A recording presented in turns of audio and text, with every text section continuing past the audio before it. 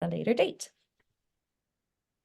So on today's Zoom, we have the ACE team. Marcia is here, Darlene, Lisa, Cheryl, Jamie, and myself. Sasha, another ACE team member on the audiology team, cannot be here with us today, but sends us her regards from her vacation, I'm sure. And then, of course, there's all of you, our clinical educators and clinical faculty community. So we do ask, if possible, if you could edit your Zoom name to include your first and last name, your profession and place of work. We don't have time to do thorough introductions, as that would take probably longer than the session we have. So this is just a good way for us to be able to see who's with us today. So the agenda for today, as I mentioned, it's largely based from the questions that you had, but we've put these into buckets. So I'm going to start us off by going through the midterm evaluation updates and some of the changes that we've made there. I'll also cover some questions around other forms that are sort of important to know about for the upcoming externships. Marcia will then move us through some information for some new or newer clinical educators, but I think it's probably going to be a good refresher for all of us. Cheryl will then take us through tips and strategies for shared supervision. Darlene will cover some of the clinical experiences that specifically our year one students have had to date before they come to you for their externships 1 and 2. And then, as I mentioned, we'll finish up with any final questions and or comments. So to get straight to it, I will cover the midterm evaluation. And one of the big changes that you will see, although it shouldn't be too impactful, is that the form will now be the same for both audiology and speech language pathology. So you won't have to look profession specific necessarily for this form. It can be completed by either profession. And just highlighting, whilst this isn't necessarily a change, but highlighting the purpose of the midterm eval, that it is a general and formative assessment. So it's just a way to check in with the students and give us at the school a bit of an idea of how the student is doing with you at that midterm point. It is not, it's not a directly linked to the final evaluation, but some of the items will be similar, and some of the buckets of items will be similar across the midterm and final evaluation. So it's just an indicator of how the student is doing with you at that point, and alerts us at the school that things are going well, or possibly that you need a little bit of support or a conversation with one of us on the ACE team. This is where some of the first changes and some of the bigger changes will be evident to you who are familiar with the previous forms. So the midterm eval is divided into 3 sections. That hasn't changed. It's requirements for professional practice, skill development evaluation, and then the collaborative goal setting for the remainder of the externship. But the ratings for sections A and B have changed. So they will, I think they used to be a lot more complicated. That was our feeling at the school at any rate, that there were various symbols meaning various things. And so we've tried to simplify that process for you and for us receiving the information. So now the students will be rated either as satisfactory progress, so they'll get their S, or C, progress is of concern, and that might be that it's slow or the progress is limited. And then, as always, there is the option for NA, and not applicable if there has been insufficient opportunity to evaluate at that point. Again, a bit of a change to, in addition to a change of the ratings, there's a change to the process around those ratings. So where I've highlighted here with the star, this is part A for the requirements for professional practice. And so if your student is progressing as expected, it's satisfactory, they will get their S's in this section. If there is any of these items that are of concern, they will get a C.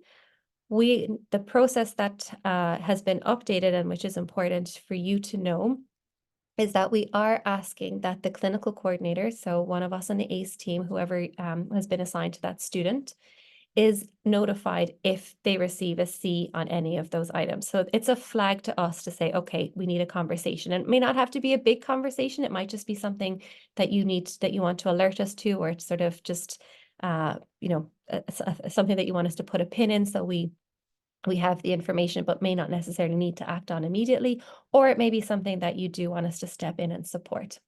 Similar for part B, and that's the skill evaluation items. If they receive S's, we'll assume that everything is going well. If they receive a C, that is, we do ask that you follow up with us and say, hey, okay, this student has received something of concern. And so it's a flag that a further conversation is necessary. I should highlight that if a student is getting all S's, that doesn't mean that you can't reach out to us and have a chat about something as well. So it mightn't be that something else is of concern, but perhaps there's something that you would like to chat with us. We send you those emails at midterm at any rate to check in with you, so you can just respond and let us know. But the C is just a way of flagging to us, okay, there's something to discuss, and you can be guaranteed that there will be a follow-up.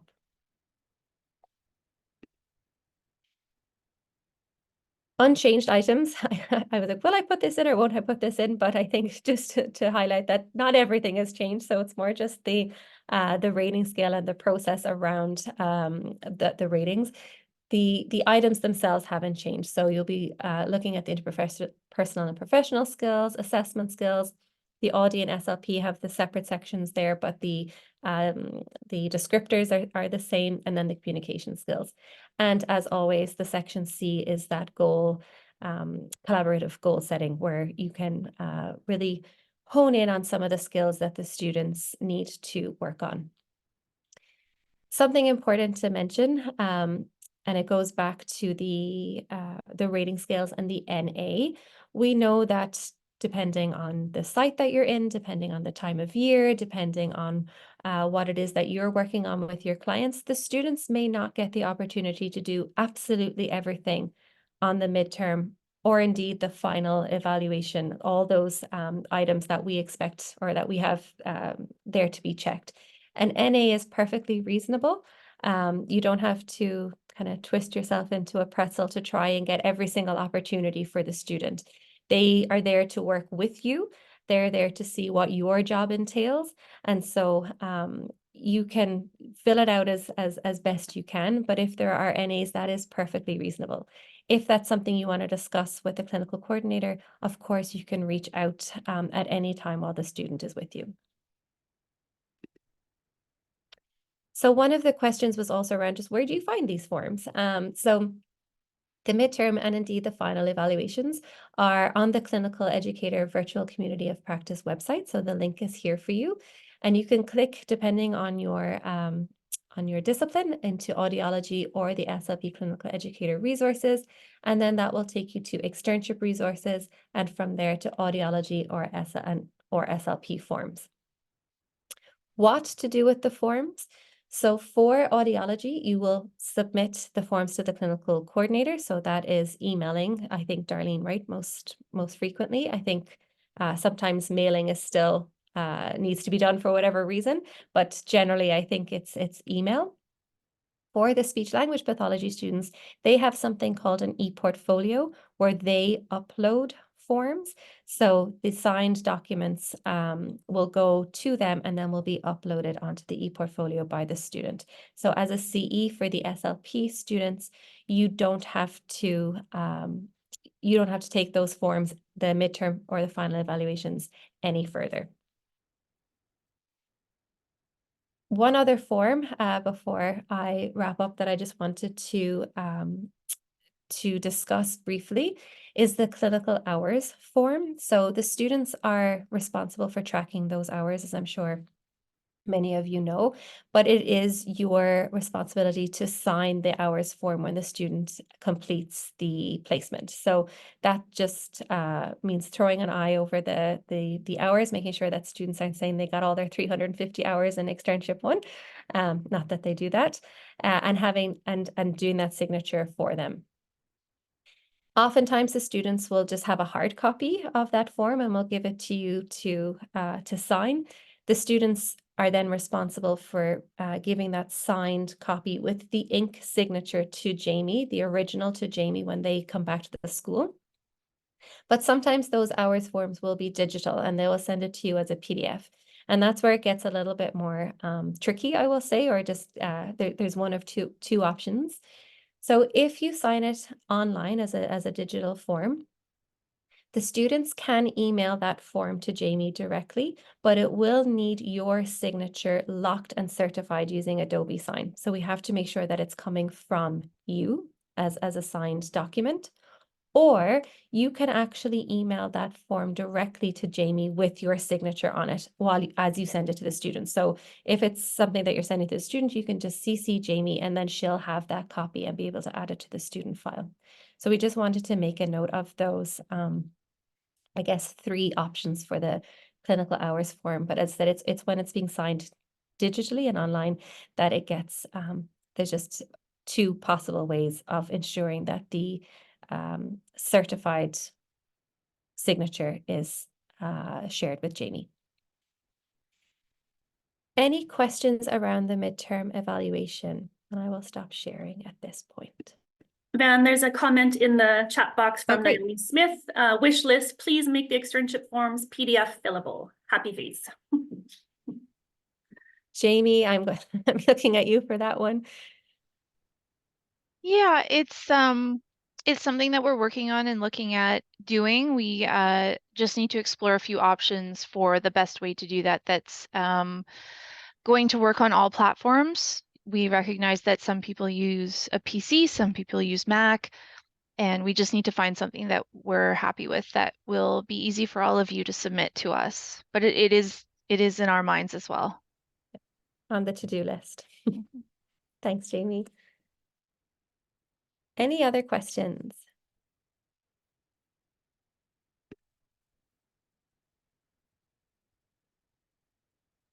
Clear as mud. I'm sure once we get it rolled out, it will hopefully make all our lives a little bit easier and a little bit more straightforward. That's the goal. So if you do have any feedback at any time, please be sure to share that with us. So I can pass on to Marcia, who's going to go over. Oh, sorry, I see there is one question. Tasks or engagements add to the count of clinical hours. We've gone through all of that with the students, so they know exactly what's classed as an hour and what is not, what doesn't count as an hour. For the interests of time, I might come back to that question at the end if we have the time, and if not, we can put something up on the VCOP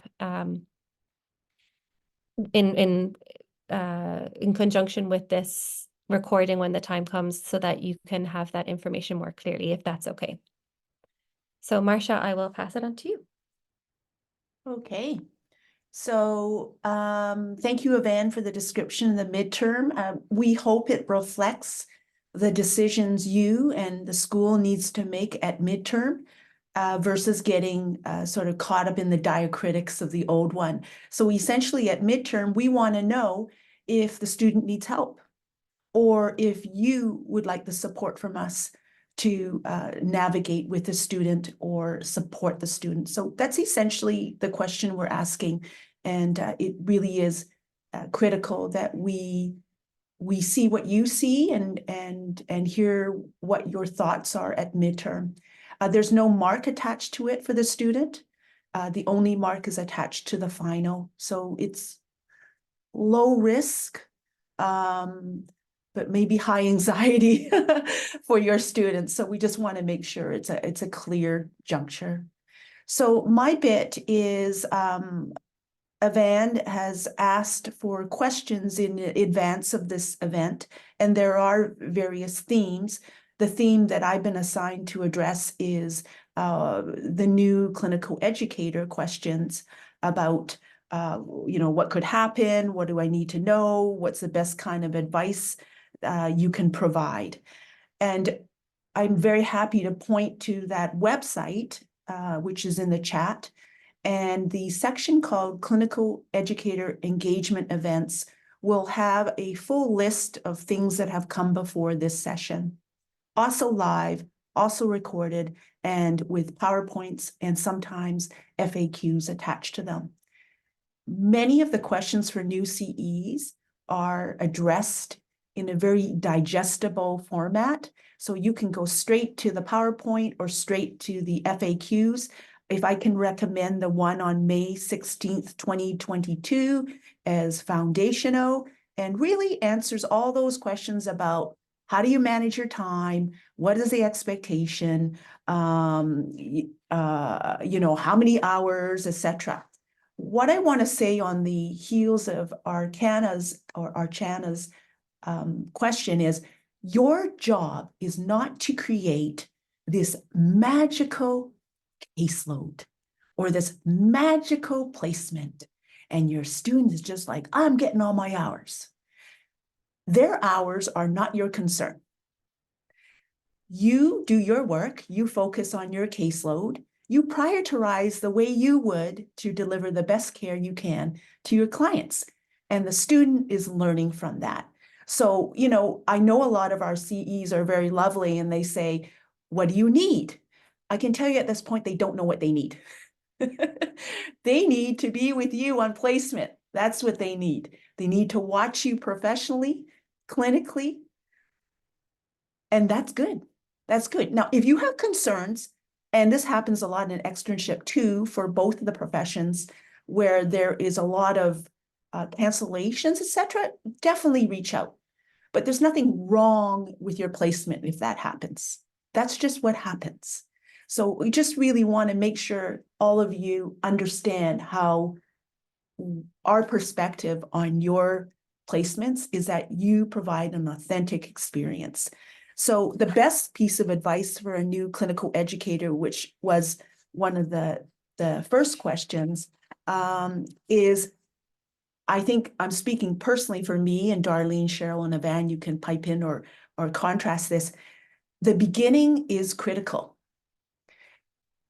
They won't be able to jump in. So it's okay for you to slow it down that first week and go slow and make sure your beginning is clear. And by that, do not feel that you cannot express your expectations in concrete form. They will actually appreciate it, knowing what your expectations are, and maybe you can have a conversation about it. So I think my perspective is, you can evaluate somebody if they're not clear on the expectation. And if our students ask questions, they're trying to figure out the expectations. But also if they're quiet and passive, you might think they understand the expectations, but they're trying to be compliant and cooperative. So do not feel like you cannot express your expectations in concrete form. From everything from the time you come to sessions, to what you do in your non-clinical time, to the time we finish, to how far in advance you need to be in the room, get the booth ready, be very clear with them so that they are not confused or having to guess and possibly assuming something and making an error in understanding your expectations. So I really emphasize, and Cheryl's put the link in there, that FACTS is very rich. And I would really encourage you to take the 10 minutes to read it. You will refer to it again. Marissa has asked us if the new midterm eval has been added to the website. It will be there in time before the start of the placement, hopefully with a bit of advance notice. We didn't want to confuse the students out in the field right now with 2 forms being on the website. This afternoon. Thank you, Jamie. And I think that's it. There was another questions about new processes and procedures for supervisors since COVID. There are none that you don't already know, being in a service and human service and healthcare. Another question was, I'm going to have my student clinician with me in the car as we go from home to home. What do I need in terms of insurance? Our students are covered for placement activities from UBC. We buy them extra insurance for that purpose. And so they are covered for all the activities of placements. They have some rules they must follow for safety, and rules they must follow for pre-placement requirements. However, if your organization has an added insurance requirement either of you or the student, or advises against you traveling with a student, then we would defer to what your institution and your agency states as its expectation, its requirement of people in your car. So we have our own thing, but they are working with you. So we would defer to your institution and your agency's requirements about travel to clinicians together, including students. I'll just let Evan and Cheryl and Darlene pipe out perhaps around the best advice for a new CE, if there's anything you would add. I think it fits into expectations, and I think because I have the midterm on my brain, I think setting up expectations, but also setting up those meetings and those times in their day when you can have conversations. So the student isn't left wondering, should I be asking or should I not? Or are we meeting? Or if they know that they have, this time slot every other day or once, whatever it is, that's when they're going to get their feedback, then I think that also helps to manage the anxiety on that evaluation front. Similarly with the midterm, time flies when you're on the externship. So if on that first week or first day, if it's possible, if you can set the midterm evaluation meeting, that can be really, really helpful as well. Just so it's in the books, when you're doing it, what you're working towards, and then the final obviously happens more towards the final. So there's only a limited amount of time that you can do that. But the midterm is generally, especially externship one, it's on you before you know it. So if you can have that planned, I think it goes a long way to sort of just knowing the milestones. Can I add to that, Evan? Okay, the midterm, some of our CEs want to wait a while. There's no harm in just setting it. If it feels a little early, that's fine. There's no bad side to that. The reason being is we want enough runway. Once a student knows what their specific goals are, we want them to have enough time to try and improve. And then going back to the first point Evan made about setting a time, that also puts the student in a position of being accountable for their learning. You will have very different styles come into your clinic, and some need that structure and expectation that you're going to bring questions, in our 15-minute slot tomorrow versus I'm going to feed you, right? So use that time as a time where they're accountable for their learning as well.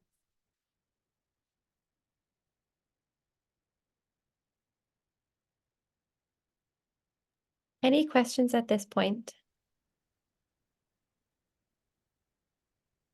All right, we can motor along, and Cheryl, over to you. Great. I think I'll just continue with one really good piece of advice that I think I received when I was a new clinical educator, and that we've talked about before at some of these events, is the student doesn't have to be attached to you for 8 hours a day. It's okay if the student has their own downtime. We realize that you have your own workload, your own caseload, your own non-clinical tasks, your own email to check. And it's okay to give the students time to go through resources, go through standardized tests, read articles, do some planning for their sessions, write a draft progress note, write a draft assessment report, right? They can do that on their own. So please do not think that they have to be attached to you at all times. I will move on to some questions that we received about, there's 2 clinical educators and 1 student. How do we complete the midterm evaluation forms, and how do we complete the final?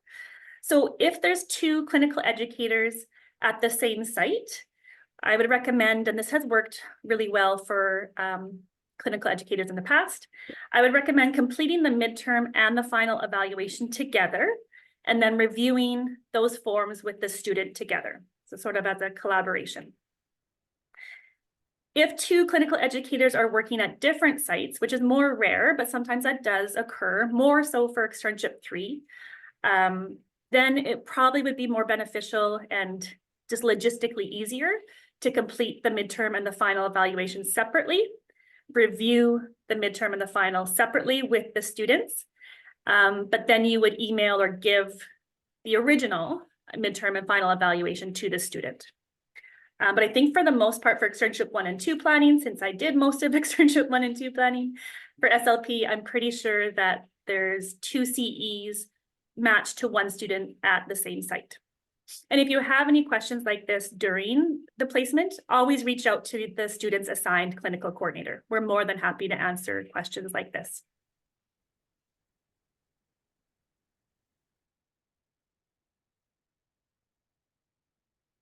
I think we can move over to Darlene unless there's any questions on the 2-to-1 piece. No, Darlene, over to you. Hey, hello everyone. So yes, I've taken on the question. One of the questions was about what kind of clinical experiences and hours our first year students are receiving prior to going out on externship. And so for the most part, our first year students are completed 2 academic terms before they come to you for externship 1 and 2.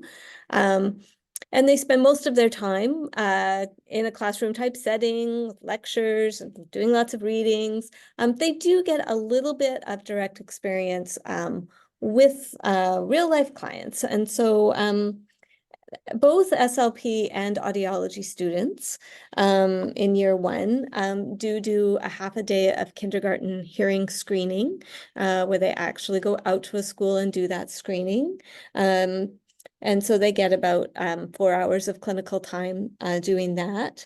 They also all participate for a half a day in the school's Aphasia Mentors program. And through that, they get some training in supported communication strategies with aphasia patients. And then in addition, audiology students the last few years have been participating in an audiology in-house clinic. That clinic focuses on basic adult hearing assessment, and each student gets roughly 3 sessions in the clinic. And in each session, they see 2 patients. One of the patients, they're the primary student clinician. The other session, they're an assistant clinician. So through that, they are getting about 9 clinical hours in just in basic adult hearing assessment. And then the SLP students, in addition to the Aphasia Mentors program, they also do an assignment where they're collecting a language sample from a typically developing preschooler. So they do get some direct clinical experience doing that. So I think that's the main components. There are also some simulated clinical experiences in labs. Yeah, I don't know if there's anything else around SLP that the SLP folks want to add in, but that's essentially some of the preparation that's happening for students before they go on to placements. If there's any questions about that, I'm happy to try to answer them.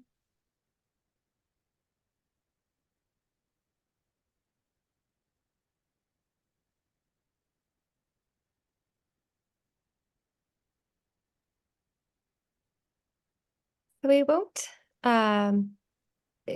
keep you any longer than we need to today, so you can get back and have your lunch. If there are any questions, now is the opportunity. We're happy to answer them. You can take a moment or 2 maybe to reflect and see if there's anything that kind of crops up. Just a reminder to look at the Virtual Community of Practice website. There are lots of resources that are being developed currently, and there's updates to that website that are going to be coming on stream over the next sort of few months. So you will be alerted to those over email, but it is what we're kind of creating sort of a resource hub for our clinical educators, and similarly, even beginning to direct our students in that direction in time. So we're hoping it will be a helpful and useful resource for you, and similarly to just ongoing communication between you and you and us here at the school. If you have feedback or thoughts or suggestions about what maybe could go up there or should go up there, we really want to hear it. I see there's a couple questions coming in possibly. If you're two CEs at two different sites sharing a student, is it okay if we do the midterm and final evals together? Yeah. Yep, yeah, for sure, Lindsay. Those are just, suggested guidelines, but if it really works for you and the other CE and you've done it together before, and the collaboration is already there, then for sure, don't listen to me. She's giving you an out. Yeah. Anytime there's cohesion and coherence, Yeah. it's for the betterment of everybody. So the fact that you're able to form one picture of the student really is of benefit. And there was a question about the minor from James. I can answer that, Evan. Please. Yeah. So Sasha and I both respectively do the minors for SLP and audiology. And we are a lucky program in which we have audiology and speech pathology under the same roof. And in fact, there are even courses that have both of those disciplines in it. So we have been able to fulfill the minor hours internally, but also require a more elevated assignment that demonstrates that the students have learned about the other profession and the particular interprofessional roles there. So that's how we fulfill them. Does that answer your question, James? So there's another question, I can read it out. Are there any restrictions on how long a student can work? For example, if I have a longer day on Mondays, can they work longer that day and then have a shorter day on Wednesday, for example? Yeah, that is a great question. Do you want to take it, Cheryl? I can take it either, by the way. You go ahead, Marcia. Okay, I'll start. Student capacity is limited, as is yours. But an authentic caseload sometimes has longer days. I think what we want to make sure is that overall there's enough time for the student to plan and restore and rest during their caseload. So if it is chronically an issue, the day is long all the time, then we might need to relook at how much of your workload or how much of your workday the student is present. But I do like the idea of that flex, taking away from one day if one day is particularly long, if that is what you prefer and what works well for the student as well. So we appreciate the accommodation that you're making on that.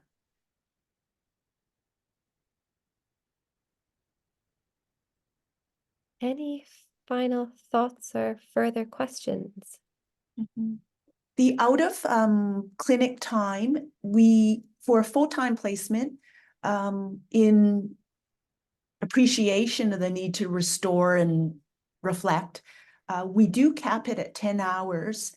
That's the maximum of out of clinic homework that we would see as healthy. We know it can ebb and flow as it does even for our work, but that's a guideline for full-time placement. Thanks, Marcia. Is it okay if I sign 5 words? Oh, okay, yeah. Yeah, so I think that evening thing is that I hope was a joke. It was just a joke. Okay. Yes, we love the North. We love sending our students up to the North. So thank you, Paige. Evan. So yes, I think we can start to wrap up, the ACE team, as you see us, we will be at the SAC conference in May, May 9 to 11. So if you are going to be there, please come and find us. I'm sure we will come and find you, but it would be lovely to actually be able to meet in person. Virtual is great, and it's marvelous to be able to do these things over the lunch hour. But I think the more of you we can see in person, the happier team we will be. So we hope to see many of you there. Any questions in the meantime, please don't hesitate to reach out. If it's specific to the externship, you can reach out to the clinical coordinator that has been assigned to your student, but you can reach out to any one of us at any time, and we'll be happy to help in whatever way we can. So And thank tomorrow you. we Oh, have a colloquium. yes, Marcia, go It's, ahead. Cheryl and I are introducing the new national tool for evaluating placements. You'll see more of us. Thank you for All coming. right. Thank you so much, everyone. Have a great rest of your day. And yeah, great to see everybody here. Thank you. Thank you everyone for attending. Thank you for your time. You. Bye everyone. Thank you.